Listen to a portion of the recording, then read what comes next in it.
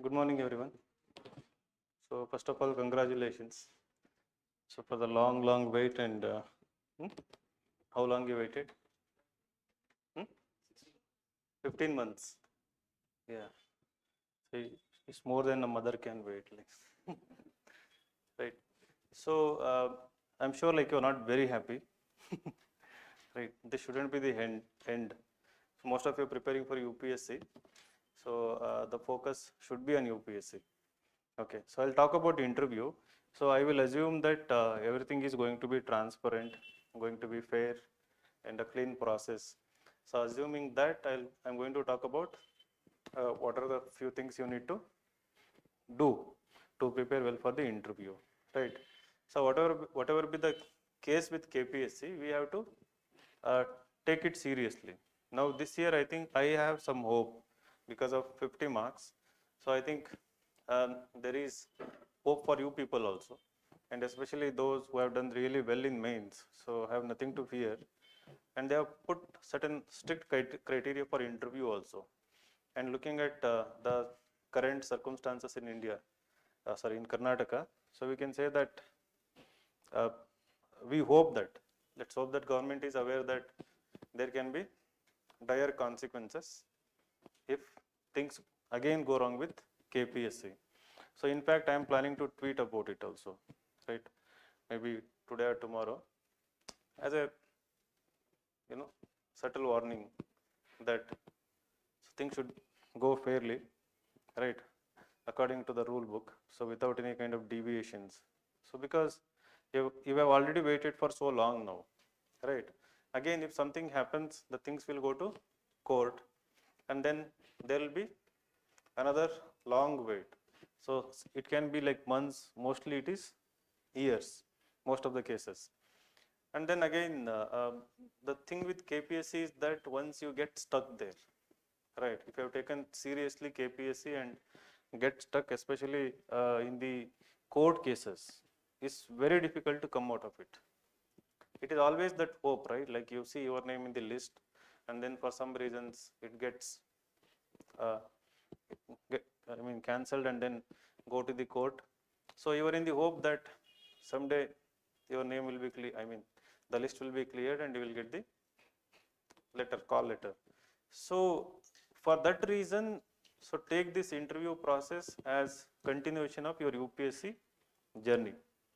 So now don't treat it too seriously, in the sense that you don't have to give entire day of your preparation only for KPSC interview, right?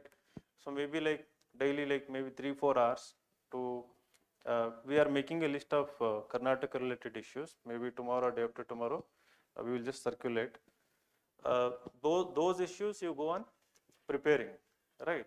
Secondly, something related to personality itself, right? It's a continuous process, so you cannot change it in the matter of 1 week, 2 week. So those things you should be aware of, so which I'm going to talk about.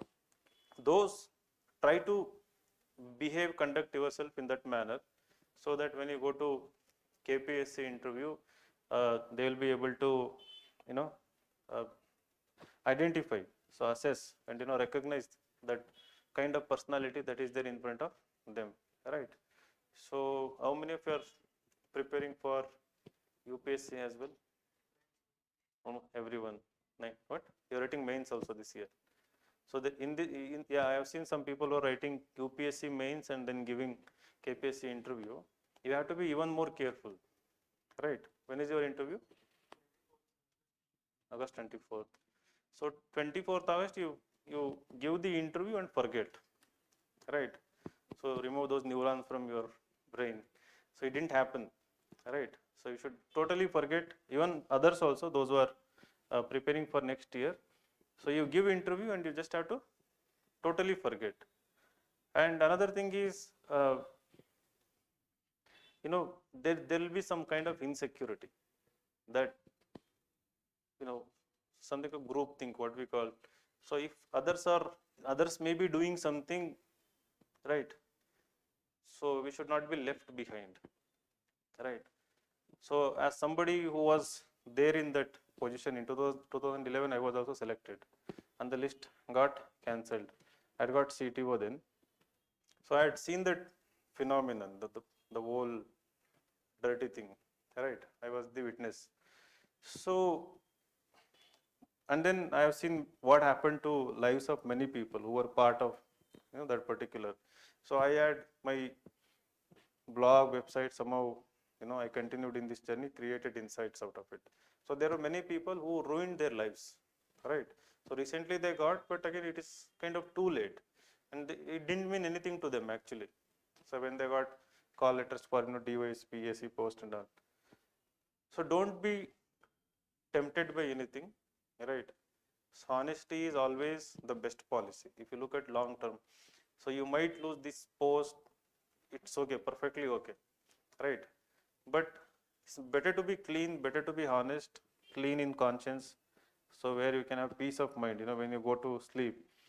Now we don't see the bigger picture when these things are happening, right? But again, when the lid is blown, like when things go dirty, so now the present dispensation is very serious about it, in the sense that, so they are okay to arrest even ADGP level officer also, DC also, right? So I don't think if anything happens, if something comes out, whether it is KPSC member or KPSC secretary, examination controller, if they find that, of course, these people are never going to be part of it. They are clean officers who are put in charge in KPSC. But if it is come to, then, so not only those officials, but also you people, those who become part of it, right, will totally ruin your forget career, lives, right? So think of the long term, think of the future. Sometimes it looks safe to do, right? Convenient. I mean, somebody might have access to big people and all. I hope it is not taking place anywhere. But so if something that happens, you, me, everybody has to be bring it out, right? We shouldn't allow that those things to happen actually, right? So otherwise, I mean, imagine that thing. Of course, it's interview session, but it's my duty to talk about these things. So if the process becomes fair, now this goes through a fair process, and then there will be another notification. We can hope that it will get over in 1 year, right? And there will be another cycle if everything goes fair. So I think people who protested did a good thing, and it should continue, right, to ensure that these things should be fair and free of any form of corruption. So, okay, so coming to interview, uh, so you might be aware that I've been guiding UPSC aspirants, more and more numbers every year. So when during COVID, when we had like 8 to 9 months for interview, so I did mock interviews for 550 candidates. So last year I did for 400 candidates in the span of two and a half months. So what I learned is that, so when the process is fair, when these people are looking for officer like uh, qualities and attitude, they are really serious about it, right? And there is a process to identify those qualities in you people, right? It is not purely knowledge test. In the previous interviews, it was kind of knowledge test in KPSC interviews, but assuming that it is going to be like UPSC, so it is not going to be purely knowledge test. So even when the questions are directed towards testing your knowledge, factual information or anything, so there is always a way to know your personality as well through that particular question, whatever be the nature of the question. So if the question is about, let's say, uh, so any factual question related to Karnataka? Hmm? Highest peak of Western Ghats. Okay. So, yes? Yeah, okay. Mekedatu is which tributary of Kaveri, and then so just like speak, I think people will come to know about different questions as well. Sex ratio in Karnataka. So health and economic indicators. Okay. Yes, largest. So which are all the west flowing rivers in Karnataka? Okay, which largest I mean the longest river. Okay. Then number of Rajya Sabha seats that Karnataka has. Okay, good. Then yeah. So how many GI tags and which are all the GI tags? Maybe from your district they might ask. So if they see from which district you are coming, so which GI tags it might be having. Then okay. So how much FDI it is receiving? Okay. Then what is the contribution to GST from Karnataka? Right. How much of it received last year and how much of it is supposed to receive this year? Then important schemes related to Karnataka. Right. Do we still have all those bhagyas now continuing or huh? Some of them are continuing. So what about Indira canteen, status of Indira canteen? Hmm? It's continuing. You had breakfast there. Hmm? It's continuing, right? Okay, okay, good. And then any other facts related to Karnataka? Something related to culture, history? Yeah. So this is one standard question in both UPSC and KPSC. So when you go to UPSC interview from if you are from Karnataka, they will ask about Vishveshwaraya. They will ask about border dispute, and then they will ask about Kaveri water dispute. So these three are like standard question. If you happen to come from Bangalore or Bangalore related areas, then traffic, waste management, urbanization, why it is IT capital. So these kind of questions are asked. So what I noticed, I have spoken to few students who gave interview last year in KPSC. So there is kind of emphasis on history and geography, more of history, right? So if somebody from history background is coming, so they will ask history related questions. So be aware of history and culture related questions, especially that handbook of Karnataka. So have they updated it? So we used to read back in 2010 both English and Kannada version of handbook of Karnataka. So it's a free downloadable copy. Yes, yes. So is it updated? Yeah, yeah. So that book actually has crisp to the point information about everything related to Karnataka, right? I think that book can be your reference. Now what I was talking about was through this factual question also we can know the personality. How one, you have to be honest here. So if you know the answer, you are going to give the answer. If you don't know the answer, it is always better to say. So you don't have to be sorry about it also, right? So like for example, you don't know the question like, so which was the capital city of Kadamba kingdom, right? So you don't have to be like sorry. You can just say that sorry sir, I'm not able to recall it. Like I'm not able to recall it. Right? Sorry like is a passing mention. Sorry in the sense you don't have to be apologetic. In the face, it should not be visible, right? So as a courtesy, you can say that, right, in the conversation manner, but never be apologetic about it, right? It might also happen that like 2 to 3 questions you may not know answers. It is absolutely fine. So I have seen many people in UPSC, those who are not able to give even 8 to 10 answers, ending up with 190 plus marks. Honesty is something that UPSC values. So I hope here also these members see at the end of the day, even the people who are supposed to be corrupt, somehow they value honesty in others, right? So that is the human nature. You have seen it, right? I have experienced somewhere. So when you follow certain virtues, it is recognized. So we see that in India, what happens, the most honest officers, whether it is KAS or UPSC like IAS, IPS, are chosen by the politicians, irrespective of political setup, dispensation. So they go for the most efficient, honest officers and they put them in key positions, in the top. In the bottom, it is different thing, right?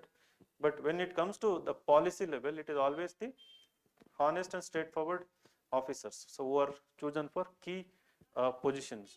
So that is one trait. The factual question, if you don't know, you don't know, right? And you don't have to learn everything, right? And then the way you say it also. I mean, some people, sometimes what happens, you come under pressure.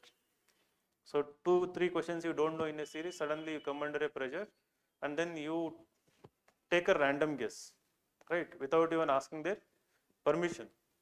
So anything you want to say, do in the interview, always be considerate. I mean, consider them, involve them, right?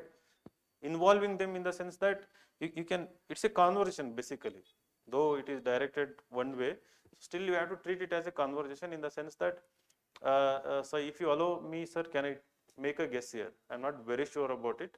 So can I take a guess here, right? So when you give them importance, involving means you are giving them importance, right? So they tend to give you a chance.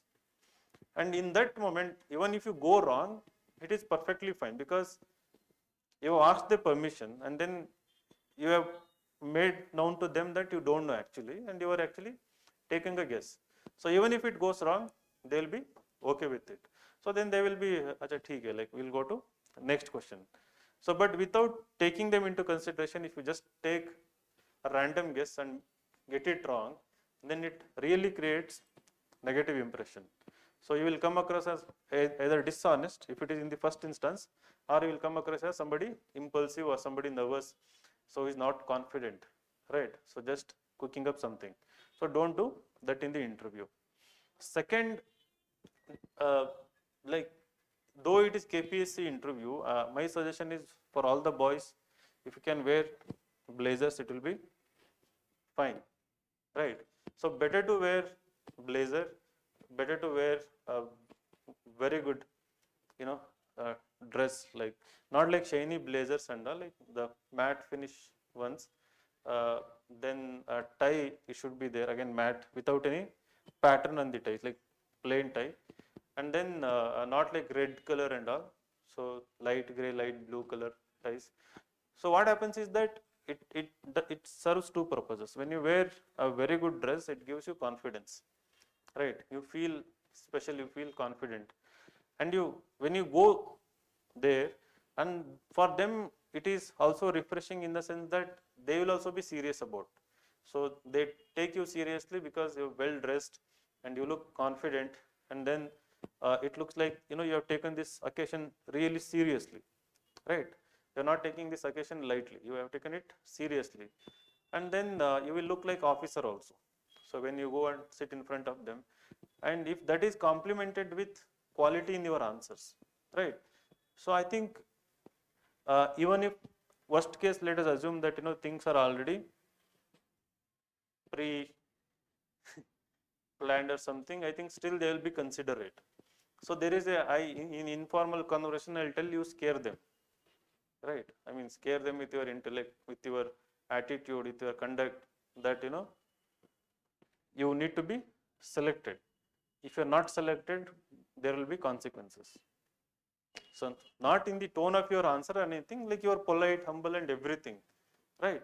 So see, it depends on our attitude, right? When you practice integrity, honesty, people will be scared of you. You know that, right? So the officials who practice that, the politicians will not dare touch them. So they might transfer them using their authority, but they will never stand in front of them and will never argue in front of them, right? So they will respect them. For example, like, so there are like certain popular politicians who have the habit of calling using singular, hogo baro antando, certain officials. So there are certain officials for whom they will never use that kind of language, irrespective of their CM or PM. They will always give respect to those kind of officials, right? I think that journey starts from, you know, before interview, and especially from the moment of giving interview. And when you go there, when you go to give interview, it should be memorable, more than to you, for them, right? So I told, like I gave, I took mocks of 500, 400 people and all. So always there are few people who leave behind certain imprint, like impression. So though there are hundreds of people, so if I have to just look into, like as a flashback, it is 5 to 6 people whose image, you know, are very strong in front of you. So there are some people whom you remember for very long time, and there are hundreds of people you actually forget. You don't even remember their name, don't even remember their appearances. right? But some people, you remember not only their names and appearance, but also content of their answers. You will end up doing so actually, right? So when you walk into these interview rooms, you have to be like that, someone like that. So how do you do that? So one, always good knowledge, but more than better knowledge, the way you convince us, right, through your answer, through your responses, that this is the correct answer in that moment. So that always stays with us. So there is personality behind the answer, but the way, so usually what leaves behind, I mean, the impression is analytical ability, right? Somebody who can bring a little new perspective, or the way you are giving the answer more objectively, more holistically. So, so what happens in that process is that when you are giving really good answers, uh, the respect for you increases, right? Even if it is the panel I have seen, like for example, Avinash, so he was giving marks in the beginning, like this year who got rank 31. So I was telling him you would get 206 plus. So he got 198. For some reason he didn't get challenging questions. So here I was asking like some tough question because the DAF was good. So even in the interview, he said that he sensed they treated him with utmost respect. After like 2 to 3 questions, the way they started involving him, in their conversation, right? The way they respected his opinion, the way they asked question. There was not a single trivial question, not a single factual question, right? So whenever people come and tell me that, I got only factual question, I tell it is nothing wrong with the board. They are so well experienced, they are so knowledgeable, they have experience in their own domain like 30-40 years, so they can literally ask anything related to their experience, right? So it is about you. Were you able to strike that conversation or come across as an individual who could talk with lots of substance in whatever question they were asking? So if your answer tends to go in that way, if you give indication that there is depth in your answer, the questions will be similar nature. So there are instances where I look at just transcript, even if the people are not insights, or like people who have not taken guidance from me. From questions I can tell what kind of marks these candidates might have scored, and most of the times it is right. So all of you have that quality, and eventually you people will also go to UPSC interview, right? Now when you go to UPSC, what I've noticed is that Karnataka students are scoring less and less marks in UPSC interviews, right? Especially this year, you see like except like there are like 4 people I think who scored 180 plus or 185 plus. You got 191, right? 184. So there are like 4-5 people who got 180 plus. So 198, 190 plus, I don't see anyone, I think. 187, 184. Yeah, Harshavardhan, he got 191, who got IPS. I think there are 5 people, 180 plus. So out of like around 70-80 people who gave UPSC interview, right? Again, most of the people among, including those who got selected and those who didn't get selected, there are many people who ended up with 130 to 150 marks, right? There are many people, so whose score dropped. Then I was thinking like, why is that? For some reasons, though intellectually you are very sound, people from the south, so we are not able to, convince these people. Maybe too much of humility, sometimes it is seen as submissiveness also, the humility, right? And sometimes, I don't know, lack of exposure or something, you are not that confident in that moment. You don't open up easily. Recently also tweeted about it. So I said, when I go to Delhi, these people are like confident. They come, sit, they open up, they talk freely. So here people are a bit reserved, right? You don't reveal much, you don't, express much. So I think you have to overcome that, right? So in life it helps or not, I don't know, but in UPSC and KPSC interview, especially in UPSC interview, it is going to help you. So come out of that any kind of inhibition, speak freely, express freely, so sound more confident in your day-to-day conversations. So because you are learning, you are in the constant learning process. Knowledge is not the shortcoming, you have the knowledge. So how to put it more effectively in a convincing way to, so that they can, that whatever you say can trigger an intellectual conversation, right? So that can happen only when you really come out of the shell. And again, don't look at it only from the perspective of a knowledge exercise. That is another problem. So we read something and then we expect questions on that particular content. If the question is not coming from that, then we get rattled, we get unsettled, right? So interview is something, in that moment it should happen. Even if you prepare so much and go there, so that is how you interact, right? I mean, you cannot prepare everything and go. In that moment, you have to open up, like you have to be honest, talk what you know, and then from there, they will get the clue, like, how to engage you, and they will have their own set of questions, right? Like, for example, you are mechanical engineer, they don't grill only on mechanical engineering questions. If they get the indication that in 2 to 3 questions, if they get indication you don't know the answer, so they won't continue with it. They will move to another part, right? So that is one thing. And then in the interview, the ability to engage everyone. How many people will be there in KPSC interview? 4. Yeah. So you need to be considerate about all the 4, and you should involve all the 4 members. You might have seen people telling you, you look at every individual while answering. No, that is not the way to involve them. That is courtesy. Like, for a split second you look at them, and when you are talking to somebody, you will know that there are other people who are observing you. That your sixth sense. So you will know that.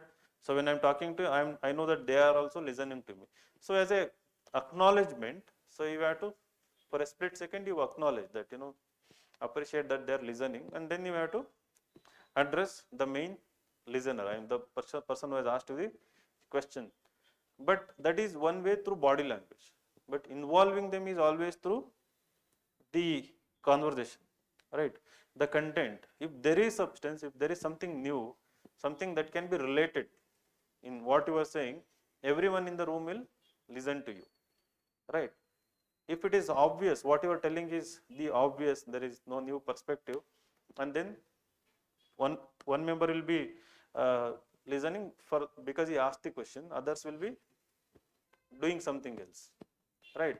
If that is happening, that is an indication that it's not going in the right direction, right? Then suddenly you have to be aware in that moment, calm, then come up with something new. So for instance, recently, an interesting example, the moment you say an interesting example, like everybody will again, become attentive. Then again you should give an interesting thing. Then, right? I mean, you should see, that will save you at the end of the day. So that the smartness in that moment, so presence of mind in that moment. So that is more important than anything else. You have to develop that presence of mind. So how that comes is, I think, through practice. You have to really practice hard. It cannot just come. And to have presence of mind, again, you should have certain basic qualities in life of so-called empathy, listening to others, right? So if you are not doing that, it won't come like suddenly. There are some people who have the habit of just speaking one way, right? So in your day-to-day conversations, you know that, right? There will be one person who would like to dominate. They would like to tell more than listen, or take into consideration your perspective. So if you are of that kind of personality, you cannot have presence of mind, right? Because you are not sensing whether that person is interested or not in what you are saying, right? So presence of mind is also about sensing the mood in the room. So how to gauge, so what is interesting to them, what is not, what is intellectually stimulating or not, right? So for that, what will you do? So for a brief amount of time, so do like Better to have like small groups of few people, right? So fortunately, you don't have to wait so much. By August 25th, it will end. So it's another like 20 days, the things will get over. Maybe every day like 1 or 2 hours. So because now you people are here, what about DAV? Like you have to go and fill there, right? So you are not filling now. So there you have to go and fill your hobbies and interests. Okay. Your hobbies and interests also they have taken.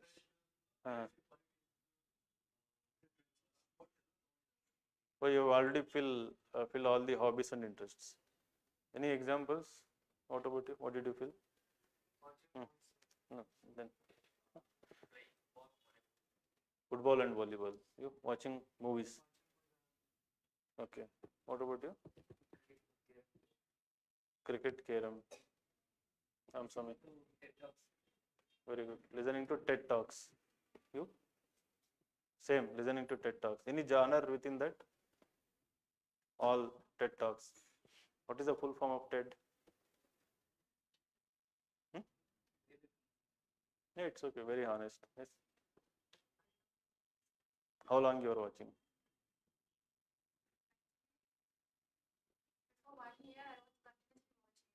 Hmm. No, it's perfectly okay. Somebody who worked in Niti didn't know the Niti. No, it happened in the interview. At the end of the interview, she recalled and then she said, "What is Niti full form?" So that is not important. So how you are answering, that is important. Like without any guilt, without any regret, you just say, "I don't know. I never read about it." But still, that is an indication that you are not curious enough, right? I mean, shows that you didn't do that extra bit. Technology, entertainment, and design, right? Right. So what about others? Chandrasekhar, what? Watching movies and cooking. What? Cooking non-veg. Yes, good. They'll be happy. What about you? Yoga. And you? Like baking, baking and yoga. What about you? Meditation. Pencil sketching. Good. And the best? Acha, acha, acha. So from waste to okay. Kannada novels, huh? One of them would be Kannada novels, reading. Okay. Writing poetry. Yeah. What about you? Reading Kannada novels. Okay. Hey Naveen? Playing chess. Okay. You? Chess. Chess, volleyball, and poetry. New yellow t-shirt. Watching award-winning movies. Any language or Kannada? Okay. Cooking. Cooking veg or non-veg? Okay. It's okay, fine. Touring? Like, okay. Touring. Okay. Good. Traveling in villages. Touring villages. You? You? Just listening. Okay, fine. Watching. So there's so much on Netflix. What do you watch on Netflix? Okay, okay. All these suits and one more. What is that related to presidency? Then cooking and football. Okay. You? Cricket and hockey. Cricket and cooking. You? Last. Huh? Playing cricket. You? Poetry and debate. You? Okay. Okay, okay. Others? Shivanathan? Okay. So you saw how there is so much diversity in. Is there any diversity here? The cooking is common for many people. Cricket, yoga or meditation, and then volleyball, football, cricket. So it revolves around these things, and you have already put it now. So if many people with cricket go there, and how many questions they can ask on cricket? Yeah, I mean, first few days they might ask and then they might stop asking. It happens in UPSC interview. So first few days, meditation, yoga, they might ask for the courtesy, and nowadays they have stopped asking question on yoga and meditation. They don't ask questions, right? So when it is obvious, when it is, you know, so-called cliched, I mean, the very common hobby or something, they don't ask much about it. So if your hobby is something like that, then I think that their focus will shift to issues of state and national importance, right? So if your hobby, I think I don't think they will ask. They might ask randomly. So it's easy to ask question. Even if I don't know, I can ask. Who is the captain of Indian volleyball team? Female team, right? You just make. There is of course a team for both male and female. Even the person also doesn't know. They might just ask, right? So maybe you might just tell something, but don't tell something. You can just say you don't know anything, right? So they, again, we should not underestimate them, right? They may know it. They might have played really. They may be like you. They may be passionate about it also. So the best bet for you to score very good marks is to focus on the issues, right? Again, issue, like if we ask about Kaveri related issue, right? So Kaveri water dispute, uh, read in depth about certain important issues. So your answer should not have just the superficial details, that what general public already knows about it, right? Somebody who is reading newspaper in your home regularly following might know certain details, right? Other people just know on surface level what is the issue about between which state, so what kind of Supreme Court judgment was there, and so what happened after that, how much TMC we are releasing, how much TMC we have to retain, right? And then how Mekedatu is related to that something. So when you go there, you have to engage them. For example, when you score more marks is when you engage them on one issue for 3 to 4 minutes, right? So now they have asked question on Kaveri dispute, and you have given really informative answer, right? So there is so many details in your answer, again within few seconds, like 40-50 seconds, and from there they are picking up one of the element from your answer, and again they are framing another question related to the same issue, right? So then it gets converted into conversation, right?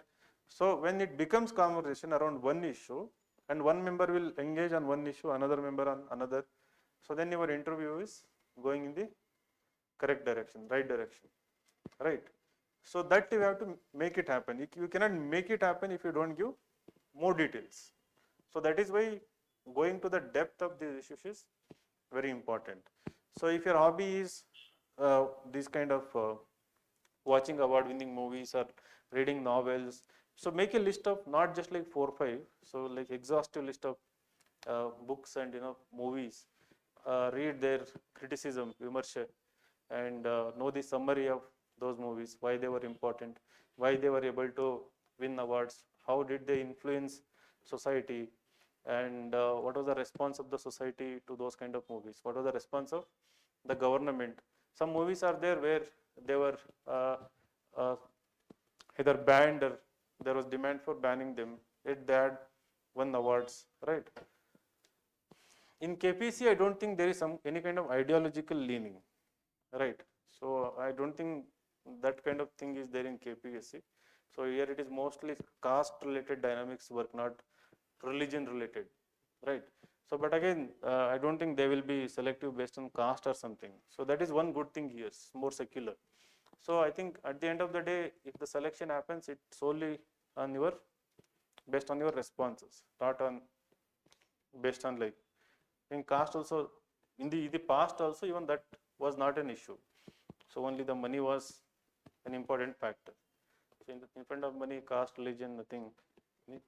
So ensure that you bring depth. We will give you a list of topics, right? Any doubts you have?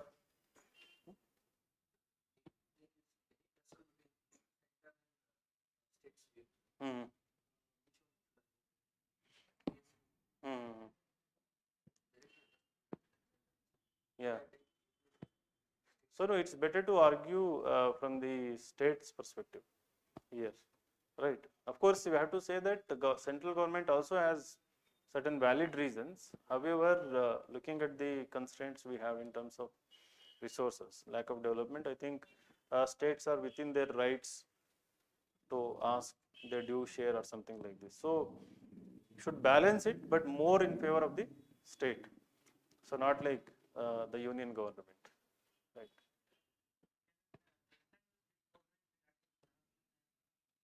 No. I don't think they'll ask that question. So then you can say you are not aware of it. So don't criticize, don't, because how do you know that? Hmm? Hmm? So you know because media, you know mainly because opposition is saying so, and Naukarara Sangha is saying so, and then the media is saying so. But has anyone actually released evidence, facts? Hmm? We know it is there. Still, we don't know about it. Hmm? Yes. So not like I don't want to comment. You can say like refrain, like like. So I don't have like facts, sir. I'm not aware of it. It might be there or something, but I'm not really aware because I haven't come across facts or something like that. So instead of saying like I don't want to comment on this, like how do you, if you can put it really in a respectful way, uh, that not in a on an equal standing, like as if no, I don't want to comment. So it shouldn't sound like as an equal you are answering. You should be very polite from a student perspective, right? So then you can say it. So because you are going to be selected for state, it doesn't mean you have to give pro-state answers, right? So put nation first, state second, but wherever there can be a reasonable argument. For example, flag issue, right?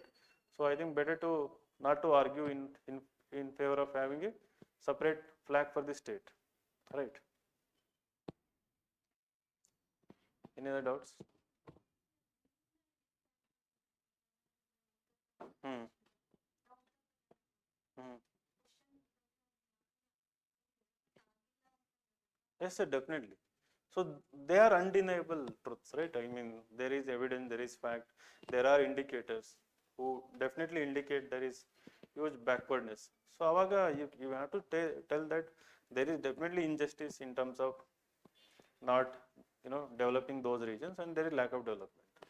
Then end it on constructively. There is one approach called what I have kind of invented is sandwich approach. Whenever there is some kind of criticism is involved. So for example, this question, if they ask you come from which district? You come from Belgavi? Okay, so Ballari, fine. Of course, to some extent, except Belgaum city, other areas are backward. So we cannot deny that. So Ballari, like for example, if there you come from Ballari or backward taluk in Belgaum, you have seen lack of development there. So what could be should we blame the government, respecting past governments for the lack of development there? So you have to start saying, uh, not like yes. Don't start by saying yes. Say that, sir, I think blaming one government or all the governments will be short-sightedness or something. So it is the lack of development as both historical, cultural reasons, and as of course geographical reasons, and at the same time policy level also the attention was not given. Then between you criticize now. So as you also said, sir, certain blame avaga criticism in the between. So you start with a positive note. In between you insert your criticism, saying that so the policies were short-sighted, the funds were not adequate. So even representatives from that region haven't done much. So not only when they were in opposition or when they were in power. So that is also there, sir. Then, however, ending it on a positive note. So recently there have been special reservation, so more allocation of funds in the recent budget. So the things are improving. Definitely, we are seeing better roads. So hopefully, then end it on a positive note. So you start with the positive. Then what happens is that the listener will forget the negative part, right? They have heard it because you are coming across as somebody who is seeing at the both sides of the picture, right? So they will appreciate your answer. Okay.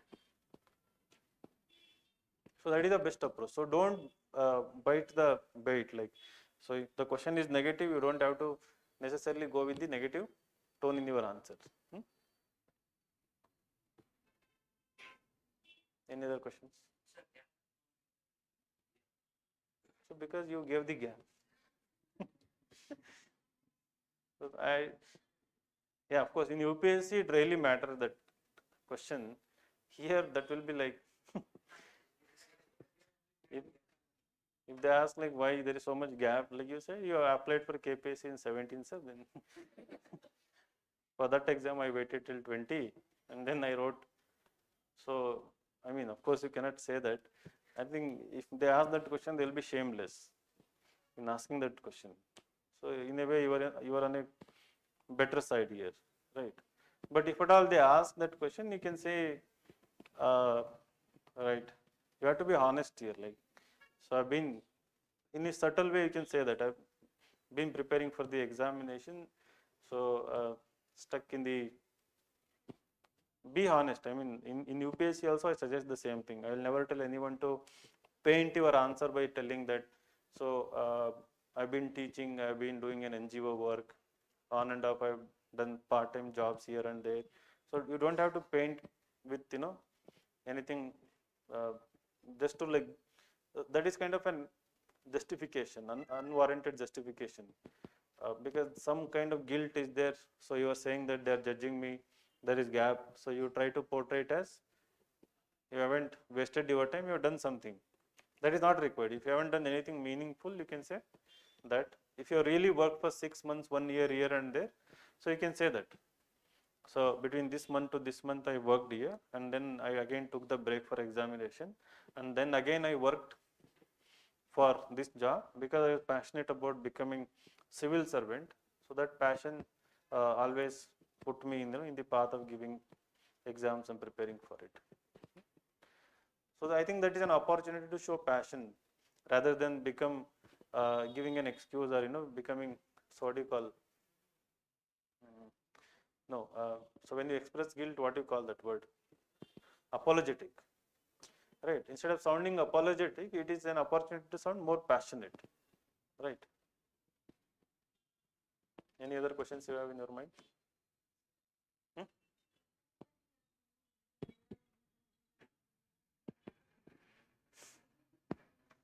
So why Karnataka hasn't got female CM yet? Right. So then I used to ask this question to Kerala students when they used to come for mock interviews. So Shashikala ma'am, like she was she was almost about to become CM, and then they changed it. So you claim to be progressive. So you claim that highest female literacy, sex ratio, but yet you don't have female CM. So surprisingly, their answer was there is hidden patriarchy in Kerala. Right, that is not explicit, but however, people see what the report portrays, but in the households, and especially in the recent times, somebody blamed the migration also to Middle East. So how that has resulted in deepening of certain conservatism recently, right? So once it actually reversed the gain they have done. So that has prevented them. So in the case of Karnataka, so you can give like genuine reasons how, again here the same, positive, negative, positive answers. In the end, positive, you should talk about panchayat representation, how it is increasing women's at grassroots level till Jilla Panchayat level. That is at the end of the answer. So in the beginning, you can say that. So I hope there will be a female CM, like many stalwart leaders were there. So I think the reasons could be then criticized. So one, internal party democracy is very weak in Karnataka, right? So that you are not giving representation to women, and within those women who are already there, they mostly come from already powerful political families, whether they are daughters or wives, or like, so we know like certain families they have so many representations. And the third one could be like, for example, regional backwardness. Of course, from north of Davangere, like from Davangere to north, you cannot expect more women to be represented, right? So the reason you know, so there is already so much of backwardness in terms of health, education, and then political representation is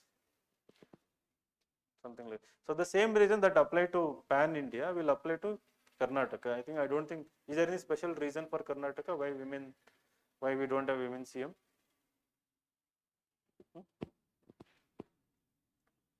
And within politics we are seeing now, within two male dominants, how it is fight between the males. So the name, of course there are totally absent in both, like in three parties we have, women political leaders are totally absent. We used to have them few years ago, but now do you see any face in any of the parties at state level?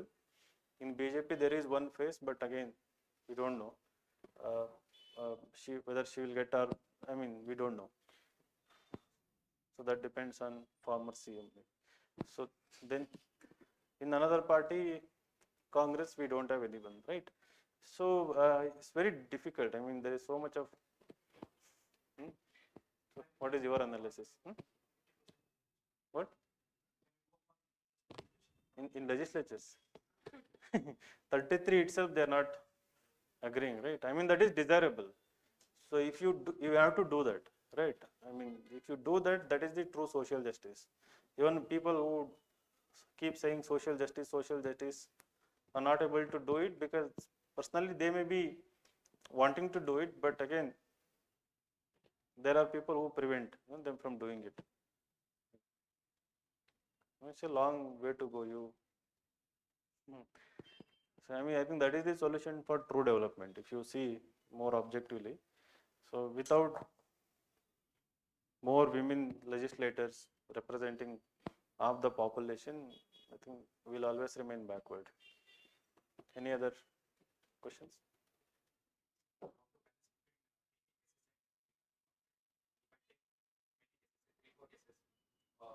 I end up answering them right.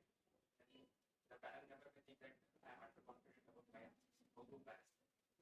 See, where do you want to take guesses? Factual question, no guesses, because 90% will go wrong. And if you already know that you are wrong, then absolutely don't go for it. Guesses in some, that's what, now you consider them.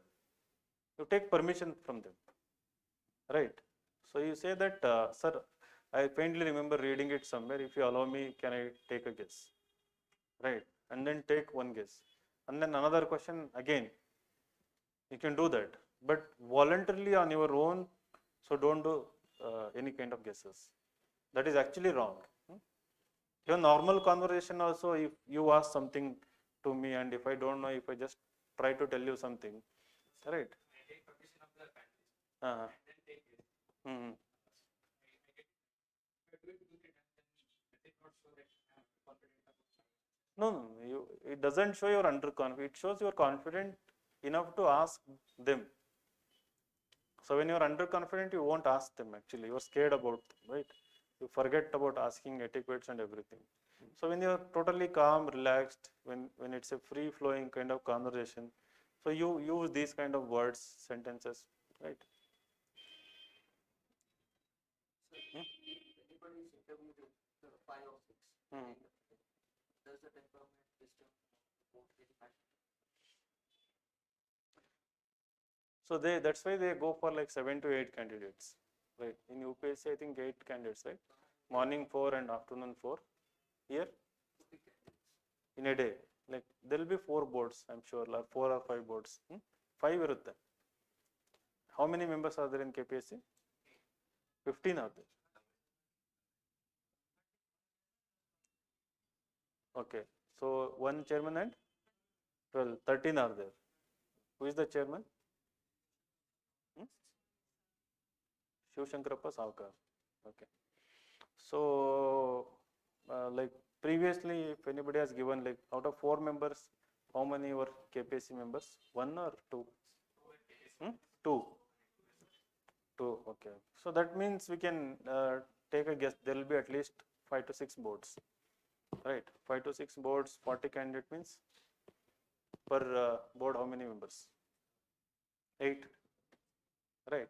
78 members. So I don't think they will do any kind of injustice to the last candidate, but it happens sometimes. Post lunch is the problem most of the cases. So the first and the last, right, are uh, you know forenoon, like just if you are delaying their hunger like lunchtime. But again, they don't show restlessness. They are more considerate and objective. Like I mean, they will listen to everything gives. So don't worry about them. But again, it's in your hands, in my opinion. So even if they are having certain urgency or something, I have seen many people here. If I am about to leave something, there are some people who come, convince me and make me sit and talk for 10 minutes. It's about your attitude, how you approach people.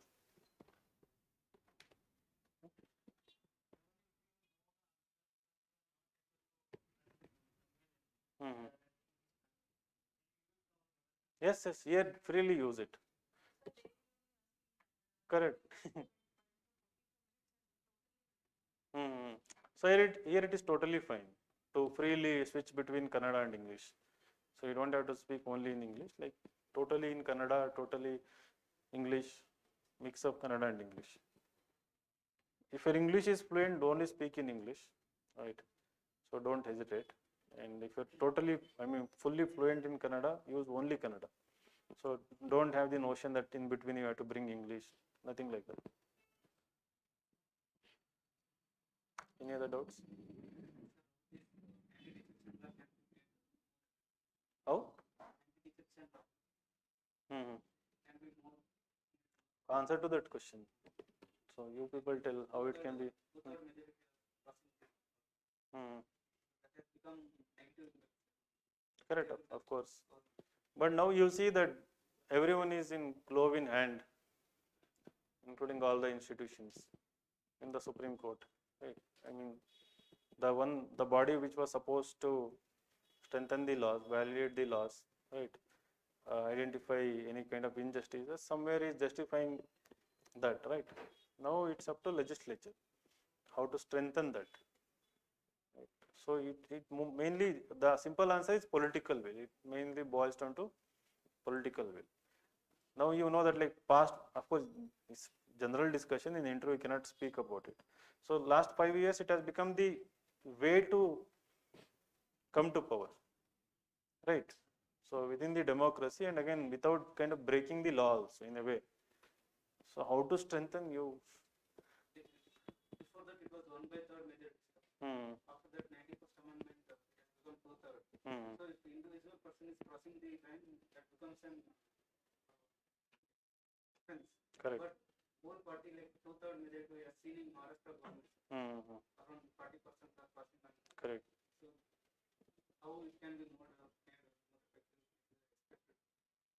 No, they will ask you can give academic answer for that, right? So how parliament should take into consideration all the parties. So in committees, how they should have discussions about this, how they have to change the existing thing to its original intention and everything. But the question will always be there, will they do it? So who will force them to do it? Hmm? Can we have like farmer like protest? So nobody will ever do that, right, in India. Any other questions? So for these questions of course, you show the concern. This is what is happening to democracy and then the people's aspirations. So what needs to be done, you have to say, but don't be aggressive about it, right? So you should not put any party or anyone in negative light here. Everyone is to be blamed.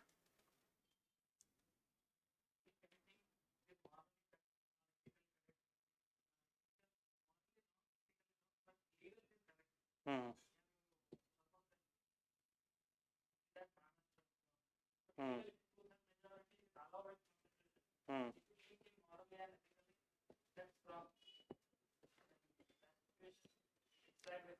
No, that is the case with most of the laws, right? So, they don't take into consideration the moral angle. For example, it can be the displacement, land acquisition, for example, right? So the routine land acquisition. So there are many laws like that. The removal of encroachments, in like Delhi or some other areas, and then the bulldozing, the protesters forms. Legally, they make it right because you can pass a legislation or a rules and then make it legally right. So then it always depends on the societal morality. Now you don't see society opposing it in united voice.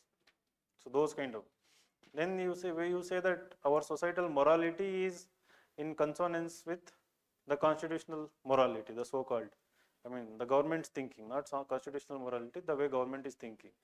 So then what can you do about it? That's what I said, you can only express the concern, but the bigger picture I don't know, like. So that is where you people come into picture, right? Tomorrow as Tahsildars, assistant commissioners. So you have to look into the moral dimension of the rules and laws that you want to implement. So you cannot be like straight, okay, this is what it says, I will go for it. And then the officials are part of it. So without you people, they cannot do them, right? You are the one, you are the executive, you are the one who will execute it at the end of the day. Recently, we have seen many reports and indices where they depict India is declining on. No, there is agenda behind that. No, no, that's what is the truth, right? So we have freedom, we have press freedom, gender gap, no, right? So things are good. It is just a foreign conspiracy to defame India. So other countries are getting insecure because India is growing. So this is the answer. You think in that direction. You know, answer is something else, but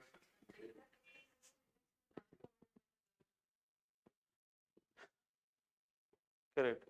So what there is an argument in, I mean, truth in the argument of the government also. The methodology they adopt, the parameters they consider, they do not take into consideration our diversity. Most of the reports in foreign. So as she said, like they take what is shown in the media. Again, what is shown in the media is not the ground reality. So nowadays nobody does the ground level, a pilot study or research and then gather data. It's all like in the moment, like sensational. So that field reporting, visiting, so that thing is not happening nowadays. So these people take that and depict entire thing as. So you people should not think in that direction. Like I used to be like that. Now it looks like ki pro-government, anti-government and everything. Now if you look more closely, objectively, things are actually far good and better everywhere, right? So you talk about communalism, for example. So do you see any communalism on this road, in your homes, in your neighborhood? How many, like everyone sitting here, how many times you have faced communalism? Personal life, since your childhood to present, personally have you faced it anywhere? You might have seen it in a subtle way. We have seen it in our own homes, influenced by media.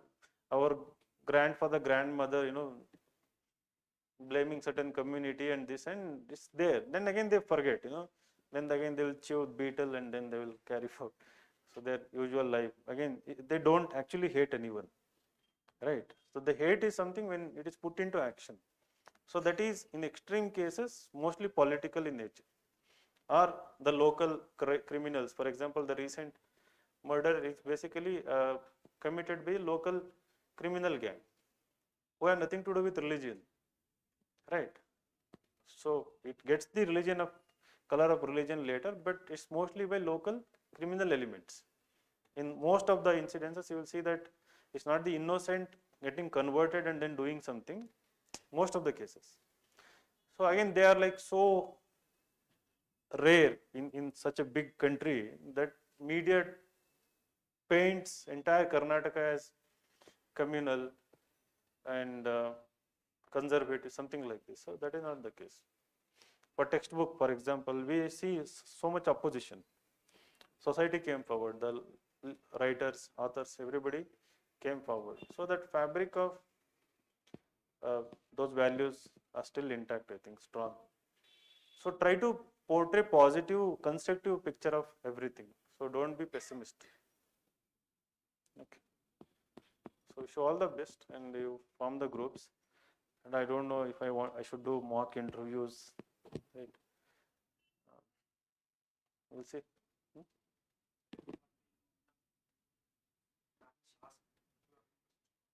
Hmm. No, don't say anything. No question. You can say, hmm? Yes, just thank them. So thanks for the opportunity, sir. I don't have anything to ask.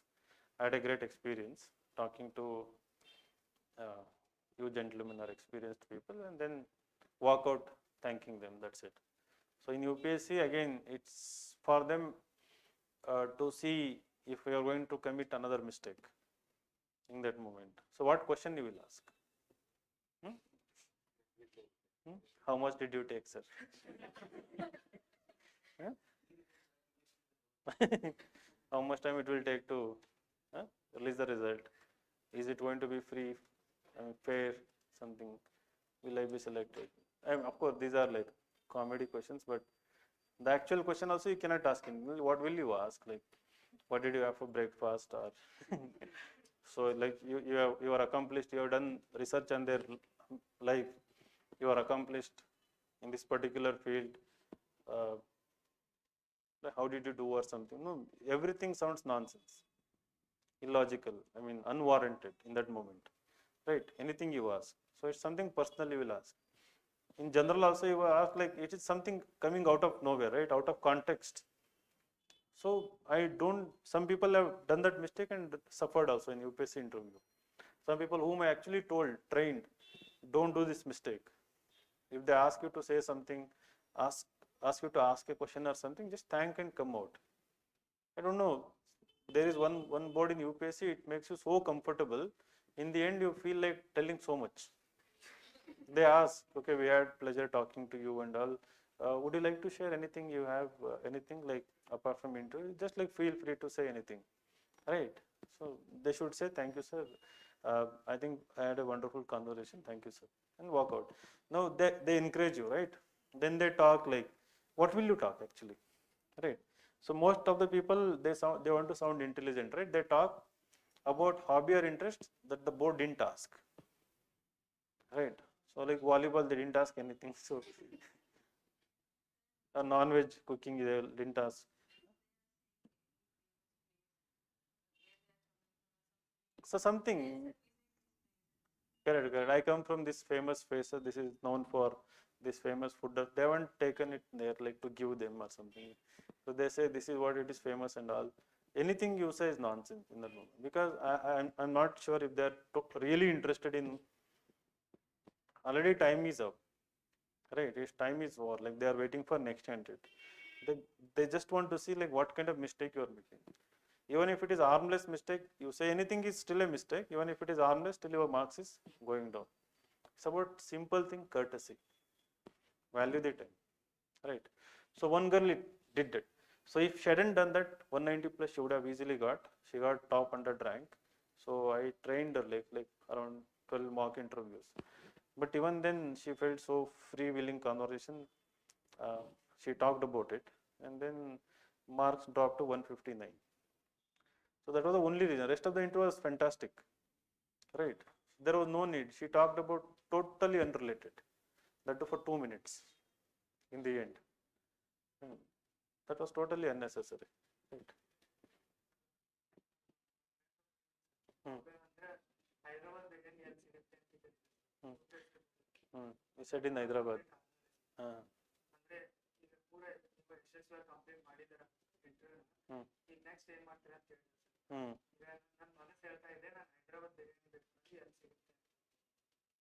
Board ಕೇಳಿದ್ದ ಓ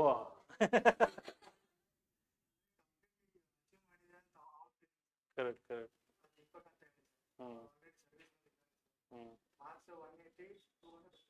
ಹ್ಞೂ ಹ್ಞೂ ಅಲ್ಲ 180 is not ಯಾವ year ಅದು that year it is low marks. You know, see, you see till 2018, 17, things were decent. Okay, so we are talking about last 3 years. At that time, we could say anything. So in my interview, like back into the antenna, I said the police should be put in the central list, the subject. to make it more compliant, to bring police reform. That was an extreme statement. And the chairman was, what? So can you say something like this? Do you think the union government or anyone will, state governments will make it happen? No, that is impossible. How can you say something like this? So anybody would have got scared, but it was still a kind of, I didn't get scared. I felt it was a series of questions on police reforms. At the end, like they were asking. So no, that won't help police, that won't do this. So then I said the radical thing at the end, right? So, but again, it was illogical. I mean, right? Even then, they gave good marks, 210. So they used to be more, open to your anything, like would say, but now you know how the things are. Okay. So wish you all the best. If somebody wants mock, maybe I will do mock interviews. I don't think you'll need any mock interviews. If you want, let me know. Okay. Thank you.